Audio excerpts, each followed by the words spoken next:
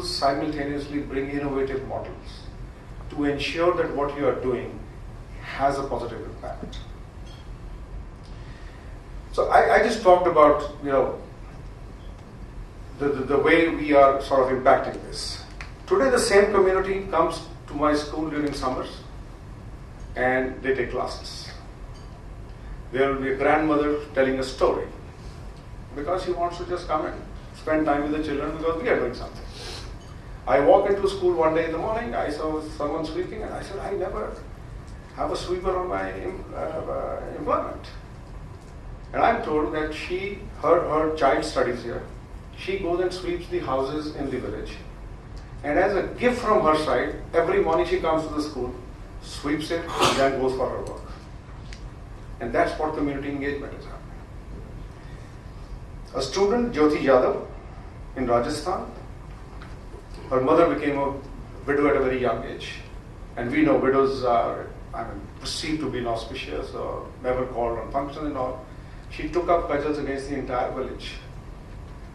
Today, every widow in that village is being invited for functions. Her mother is teaching the children in Anganwadi, where the other parents will never send because they don't want the widow to cast her shadow on their child. She won the Pramerica Award in 2012, flew to the US, 50,000 check. That's what the child delivered. A 77-year-old man built a boundary wall of my school because his grandchildren who were studying, he would come every morning, wait for 5 hours. And he said, why don't I build a wall for you? So we got the stone crusher, whatever was available, and single-handedly that man built the wall. Now that's the community engagement. So what I'm trying to tell you here is, in 2006, when we were thrown out of the school program, today that's the platform which we have provided. Now, this is not all what we have done on day one, and there have been different models. So out of the 254 schools which we are running today, 49 are government schools in Rajasthan, Neemrana and Amet. Mrs. Vasundhara Raje was the chief minister. I went to her, she said, done, I will give you 50 schools. I said, you want to tomorrow get your teachers up in arms. She said, we'll see. And lo and behold, we identified 70 schools, every teacher went up in arms. This is privatization happening of education in Rajasthan. I went, my team went, we talked to the people, and I told her, transfer these teachers wherever they want to go. So you just give me this one thing, and rest we will manage. We positioned them, we brought our own teachers, because you can't have a 20,000 rupee teacher with a 6,000 teacher cohabiting in the same school. We renovated the buildings. On day one, the teachers were sitting, not a single child walked into the school. 5 days, it was the same story. 6th day in the morning, we see the students now wearing the uniform and coming to school. And there was a press news item which ran in those schools that we see children here who are in the morning running and eager to come to school versus where children are actually wanting to run out of school, run away from the school. So these are the, I would say, positive things which have happened. I can keep on narrating and we can keep sitting here for probably days and months because every single day there are a number of stories which are being written in these village schools. What have we done? We have only provided opportunity. I believe every child who comes into this world has inherent potential. It is the opportunity which makes the decision where you go in future. And these children are not dumb, they are bright. I go and talk to them in Punjabi, they respond to me in English. Sometimes I feel they must be thinking this guy doesn't know English. So, having said that, the impact which these children have also done. Many of you would know there's a Design for Change contest which happens every year. And we started participating 4 years ago. So last year, 2012, out of the top 66 schools, there were 15 Satya Bharti schools in that list at the national level. And they competed with the best schools in the country. And it is how children go and impact the communities. In one village, the children stopped talking to their parents because of the untouchability issue. And they forced their parents to go to those houses, SC/ST's houses, hug them, have tea, and allow their children to come and study in their school. So that's what we have delivered. So having said that, I know I can go on and on, so I just sort of need to keep the time in mind. But today, Bharti Foundation has become a very strong platform where we are not only attracting money from the family, from my employees under the Act Engagement Program, but there are companies who are coming forward. Google gave me $5 million to upgrade my 50 schools from primary to elementary. DLF, 50 crores. Deutsche Bank, DBS, UBS, Warburg Pincus, and individual donors. Kalpana Morpharia, JP Morgan head, she heard about our program, she visited school, she wrote a check of 1.5 crores and adopted one school. Today she has adopted 3 schools from personal money. So it's not JP Morgan's money, it's an individual giving. So what I'm trying to tell here is, when you want to now go forward and look at which foundation, which NGO, which society to go and work with, you need to keep 3-4 things in mind.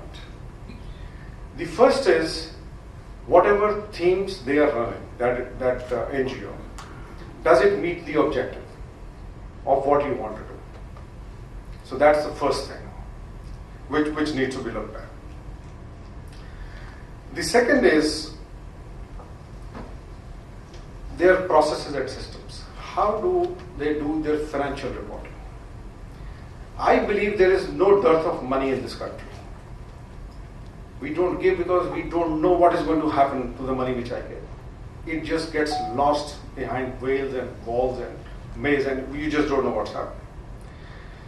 So what you need to see here is, there will be NGOs who are doing probably 4 or 5 different things in different areas with limited resources allocated in those 5 areas. They do what they do, but probably they don't make the impact because the resources are limited and you are doing 5 things at that point of time. There would be NGOs like my foundation, which will pick up one theme and go whole hog in making sure that the positive impact is made. So I think, since all of you are here, I'm just trying to share my experience, what needs to be looked at. Also, what we need to see is the common area of interest, which I talked about. But make sure that when you are giving money to an NGO, for a purpose, for a cause, they are physically present in that area where you want the work to be done. Remote control NGO philanthropy will never happen. Then your money will get lost.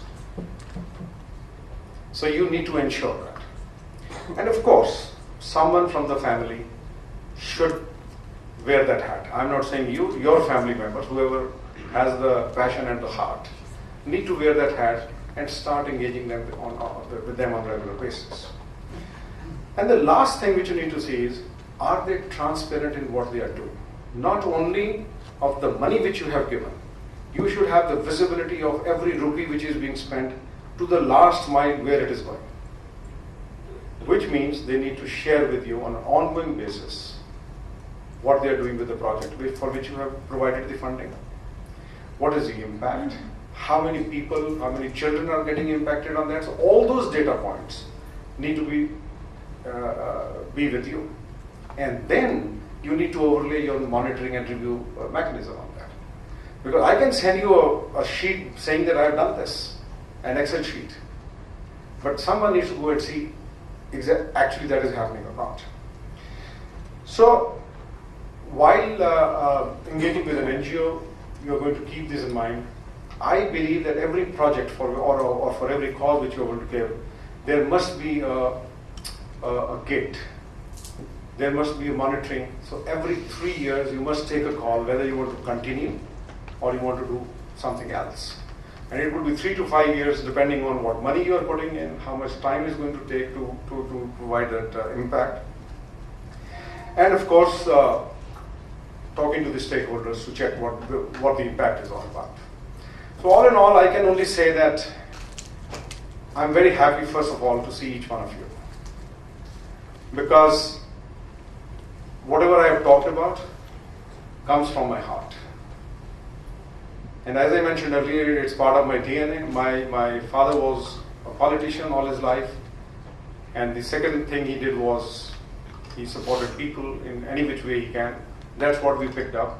And I'm glad that God has today made us, I would say, enabled us to be a medium, to do what we want to do. I mean, there are three pillars of society in one man's life: your teachers, your parents, the society. Anything you give back to society is not an obligation. You only repay the debt. And I started by saying that you need to pick up and carry along people. And I would say go and make commitments where it is needed the most. Go and make a commitment where you can also give your time. Go and make a commitment where you will see the, if I may say, what you have in your heart, the same feeling for the recipient who gets that money through an NGO.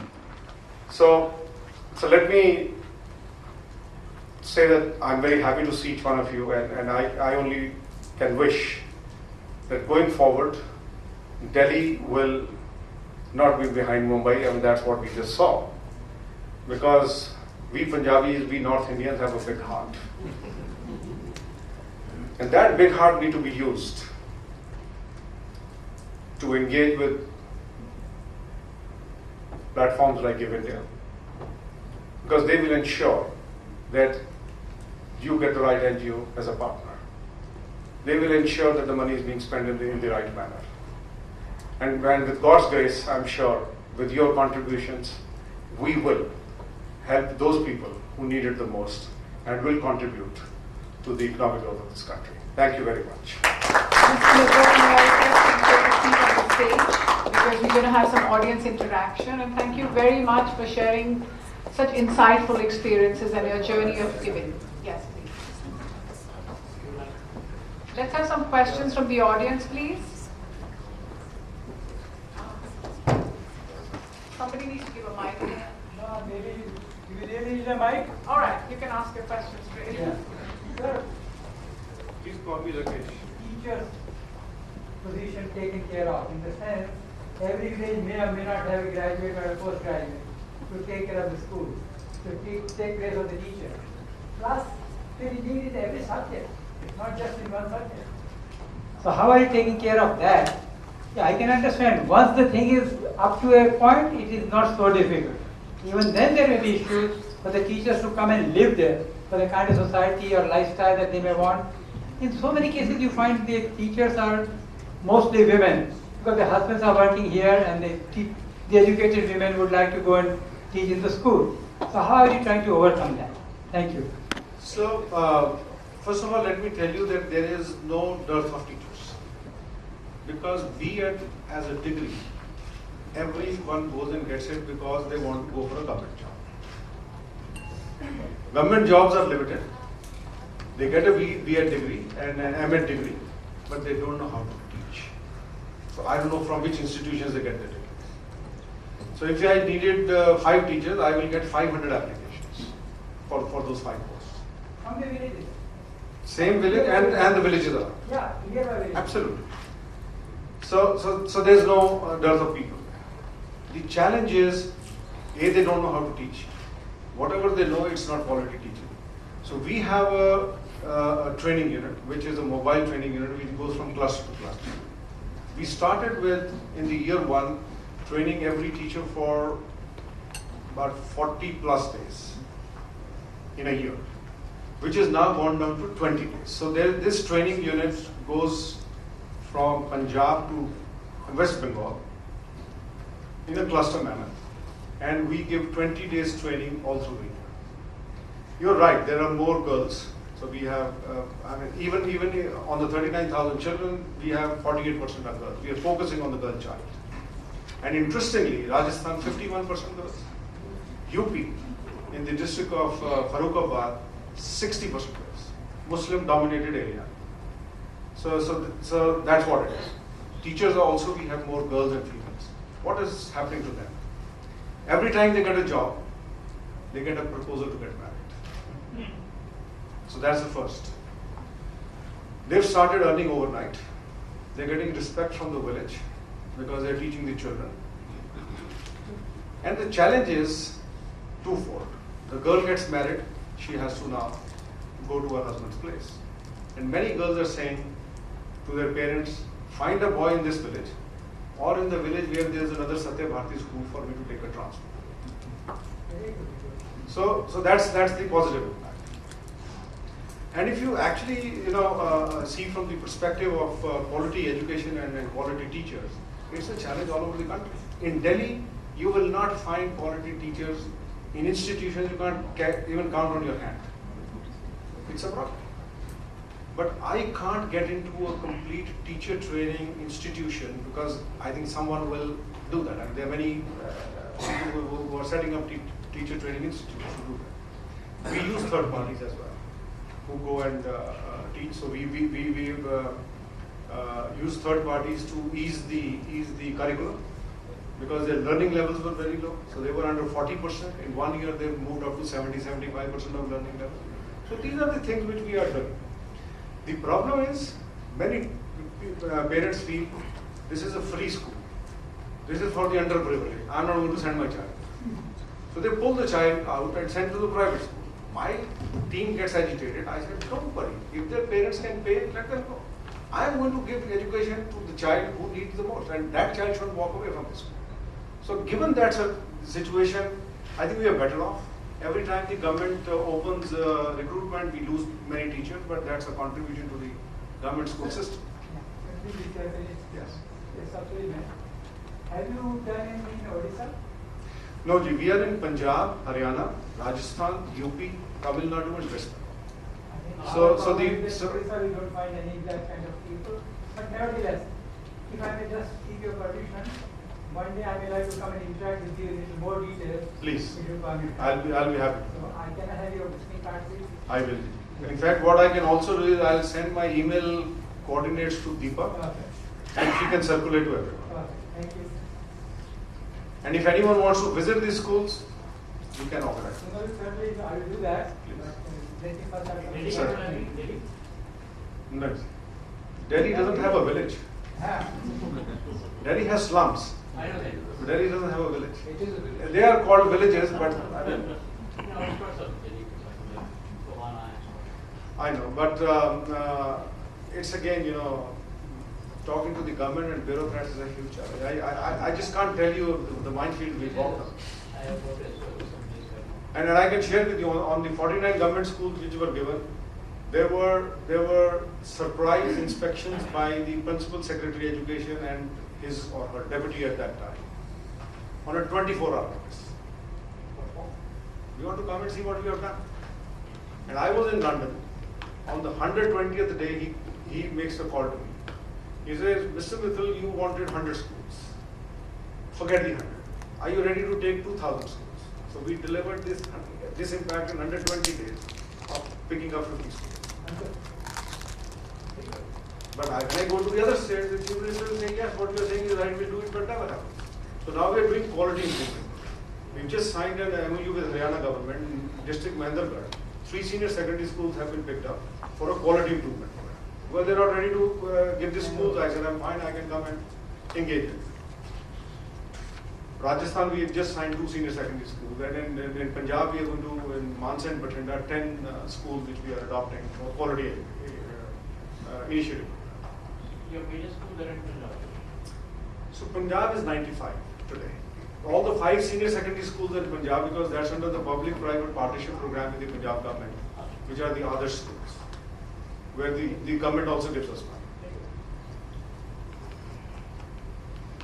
Any other question from the audience?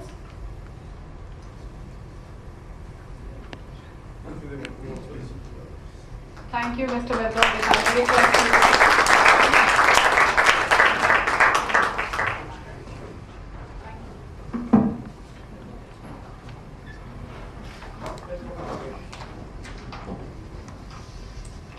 My congratulations.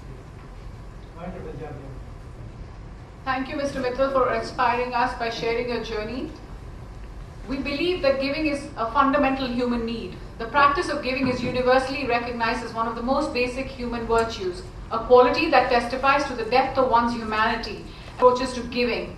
On this panel, we have Anu Aga, Amit Chandra, and Sukumar Ranganathan. I welcome them all and request them to come up on stage and take a seat. Sukumar Ranganathan, editor, Mint HT Media Group, will moderate this next session on approaches to giving. An engineer from BITS Pilani and an MBA, he has held several senior editorial positions in the Hindu business line Business Today before joining HT Media Limited as part of the startup team of Mint. Anu Aga led Hermits Limited from 1996 to 2004. After retirement, she remains on company's board of directors and is involved with social work. In 2010, she was awarded the Padma Shri for social work by the Government of India. She is currently chairperson of Teach for India. She was nominated to Rajya Sabha in 2012. Amit Chandra is Managing Director of Bain Capital and responsible for the firm's India initiative. Mr. Chandra has previously served as Managing Director, Board Member and Head of Global Markets Investment Banking at DSP Merrill Lynch, India's leading investment bank. He is currently Chairperson of Akanksha Foundation that works in the field of education for the less privileged children. Mr. Chandra was named a Young Leader by the World Economic Forum in 2007. Mr. Sukumar, may I request you to initiate this session? Thank you, Sarika. How much time do we have? We have around 40 minutes, right? 20 minutes. 20 minutes, check. Okay, we'll try and keep this as interactive as possible. So because I know some of you have become members of this club with the objective of trying to learn how to give. I know it sounds very weird to say learn how to give, but it is very true, because you, in many ways, smart philanthropy is not very different from smart business. You have to make the right choices. You have to make sure that the people you're giving the money to is accountable. And I think we have a very representative panel here for the fundamental reason is on my right you have old wealth, and on my left you have new. Right? Excuse me, mine is not old. Relatively. Yeah, everything is relative in this country. So I think it makes sense to understand why people give, how they learn how to give, what the various approaches to giving are. So I have a series of questions that I will try and take Anu and Amit through. And at the end of it all, if you have any questions, we'll be happy to take them. So Anu, I'm going to start with you. Old wealth, business family. Was there a tradition of giving? Because I know that a lot of families, group in the South once told me, all the men in the family come into the business and the women look after the charity part. You probably know whom I'm referring to. And was there a tradition in your family? Sukumar, I do not come from a wealthy family. My husband grew the business, my father started it, and it was unfortunately after his death that we became public and got our wealth. So we don't come from a family with old wealth. So we don't have this tradition. In fact, in our family, I was running, after my husband I ran, and now my daughter is running. So maybe the men will have to look after the charity. When did you start giving, Anu? When did you really start giving? It actually started when I lost my son, who was 25 and died in a car accident. And having studied abroad, poverty really bothered him. We who live in India, we become quite insensitive to seeing poor people. So he kept saying, a substantial part of our wealth has to go to charity. In fact, at one point, he put a sort of gun and said, if you don't give 60 to 70%, I'm going back to England. And I said, go if you want. Though I came from a lower middle class family, I think we were always taught as children to give and share whatever we had.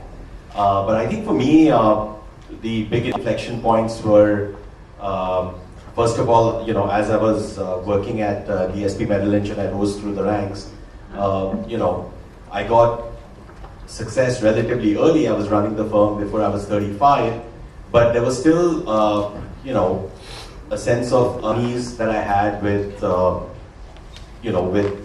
everything that I saw around me. And I think the unease was on two counts. One is, by virtue of running what was the largest investment bank at that point of time, I got to work with a lot of families. And I realized that wealth did not necessarily translate into happiness. And you really got to know a lot of these people individually. That in fact, wealth built a sense of entitlement amongst the next generation. It built a sense of extreme bitterness among siblings. And it often was a source of great degree of unhappiness. And the other thing, having studied, had the opportunity to study in the West, I realized that when you look at leaders with legacy, a very vast percentage of leaders who had any degree of legacy were the ones who had given back to society. In fact, in most cases, leaders are forgotten beyond their immediate family circle within a few years of their passing away. But if you really look back and you surveyed people and asked them who are the leaders you remember, you realize that the ones who really are remembered are the ones who have created some interesting institution, during their lifetime. So I think these issues were really beginning to bother me relatively early in my life. Like Anu, I had the opportunity to meet two incredible individuals who've had a transformative effect on my thinking, Shaheen Mistry and Akanksha. To just see someone who's far more talented than anyone I've seen in the corporate world, really make an incredible difference to lives of thousands of people was incredible. And the other was Venkat Krishnan, who founded Give India. You saw him up on the slide. And this is a guy who, any company would kill to have as their CEO, and really to see what the way he's executed his vision for building the philanthropic ecosystem. You're inspired by people you meet, and I was really inspired by these two people. And I think the final inflection point to me was at a point of time when a good friend of mine, a peer from the private equity industry, Abhay Havaldar, sent me a book on the life of an incredible man called Chuck Feeney. And this is a book titled The Billionaire Who Wasn't. And it was essentially the story of a man who, well before Warren Buffett and Bill Gates, created extraordinary amount of wealth. One day walked into his lawyer's office, gave a small part of it to his children. He owned 9 houses in all the prominent cities in the world. He gave one to each of his child, moved into a 2-bedroom apartment, signed away the rest of the wealth to charity. And if you look at the impact he's had during his lifetime, whether it's he's played an incredible role in the Irish peace settlement, he's built educational institutions all over the world. I just realized that there was truly an opportunity to think very differently about wealth creation than we typically do, which is just create as much as we can. We never spend it in our lifetime, give it to children, generally see most of them getting corrupted with it. And I thought there was just an incredible opportunity to do so much more with it. Once you decided to give away the money, how did you go about it? Was it scientific? Did you have a process of identifying it? Did you do it all yourself? Did you have a team? If you want to enter a new business, you have a team that puts together a plan. Did you do that, or was it just given away on a whim? It started in a very small way. It's not as if I gave away crores and crores of rupees. It started by my getting personally involved. And I like that model very much. I'm not very happy with just writing a check and not getting involved. So I was involved with Akanksha. I was invited to join the board. It ran centers for slum children, and I brought them to Pune. So now we have centers in Pune.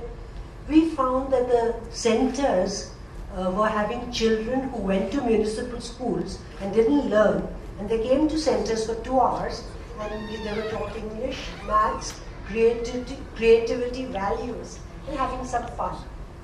But we found that with all that, the academic standards didn't go up. So we decided to run schools in a small way, not like Bharati in a grand way. So in Pune, we have 6 schools. Now this is done by the CSR wing of Thermix. This is not done by my personnel. But Shaheen then later started Teach for India, which personally we are supporting. From the family wealth, it's my daughter and I who take a decision on most things. And in the CSR, we have a board that decides. And when your daughter and you take the decision, what do you go by? Do you go by gut, or do you go out and meet the people who are running the NGOs so that you can find out whether they are good people and will treat your money well? Yeah. Bulk of our giving is to Teach for India and Akanksha, but we have started giving. For example, in Calcutta, there's a man who runs an institute called Parivar, which is for the poorest of poor people. We've given quite a lot there. Then there is in Bihar, Amit and I are both helping. Amit, do you want to say about it? Okay. Vishahar tribe, which is the poorest of poor, it's the rat-eating tribe. They can't afford anything, so they eat rats. So this ex-police officer is starting a school, and we are helping them. So if they're credible, the main underlining thing is credible. I just realized I pledged something to one organization somewhere, and I was at another program, and a lady next to me said, somehow we started talking about it. She says, that's not a credible organization. We've withdrawn our money from there. Government withdrew. Now that gives me a real challenge. So the credibility is the main thing. So giving without being involved does have that little fear. Will they use it? Are they showing correctly? Have we done the due diligence? But at the same time, I would rather make a few mistakes than mistrust everything. So there is a lovely body called Caring Friends in Bombay, where about few hundred people meet informally. It's not an NGO, nothing. And the two people who started it incubate NGOs which are new from their own money. And after a few years, when they become credible, bring it to all the other people and ask money from them. So I go a lot by their recommendation also. Though this is a recommendation which they met, which is not a very honest thing. So you can go wrong even there. Sure. Amit, what about you? Yeah, no, I think a lot of what Anu said and also things that Mr. Mittal said. I think giving your time is critical to be able to scale up giving your money. I think unless the two things really have to go hand in hand. Otherwise, you can really be a peripheral philanthropic. It's more of a check the box. And you feel happy that you've written a little bit of check, money to something which is good. But if you really want to make a serious difference, I think there is no substitute to actually giving time and approaching it pretty much the way you would approach business investments. So, my wife spends about 75% of her time on social projects. I spend about 25% of my time. Fortunately, my partnership allows me to do that. But, I think without that, we would not really be able to operate at the scale point that we are able to operate today. I think the other thing which has been extremely helpful to us is the power of networks. And the biggest network we use is the Give India network. I think working with, for example, the Give India team enables us to, screen, monitor, whether it is disbursals, impacts, the whole back office, the paperwork of everything, which is non-trivial. I think before we started working with the Give India team, we were able to support a handful of NGOs. I think now we have a reasonable portfolio across all the causes that my wife and I are passionate about. And I don't think that scale up would have really been possible if we wouldn't have leveraged the Give India team. Yeah. We tend to focus on education for the underprivileged. And I think a focus, from my point of view, is important because daily you get 101 requests. And you can fritter away your time and your money on giving in many, many things, for many, many things. You can't monitor them. So I would say decide which cause you want to support by and large. Little bit you can give here and there. Yeah, good point. 3 questions, and I'll try and break them up.